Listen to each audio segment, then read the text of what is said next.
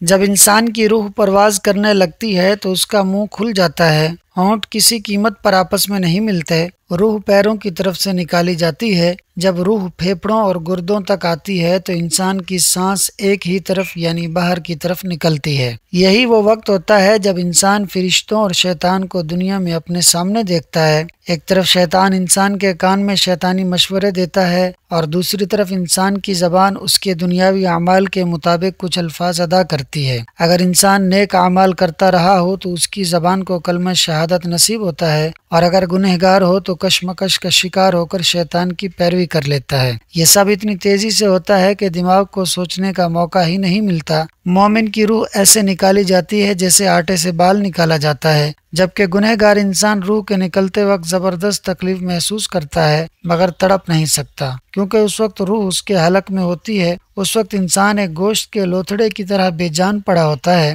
جس میں حرکت کی گنجائش باقی نہیں رہتی، اور پھر دماغ کے حصے سے بھی روح نکال لی جاتی ہے۔ آنکھیں روح کو لے جاتے دیکھتی ہیں، یہی وجہ ہے کہ مردے کی آنکھیں اگر کھلی ہوں تو اوپر دیکھ رہی ہوتی ہیں، یا جس سمت فرشتہ روح قبض کر کے لے جاتا ہے اس سمت ہوتی ہیں۔ پھر موت کے بعد کا اصل کھیل شروع ہوتا ہے۔ اللہ پاک سے دعا ہے کہ ہم سب کا آخری وقت آسان ہو اور مرتے وقت کلمہ شہادت نصیب ہو، آمین۔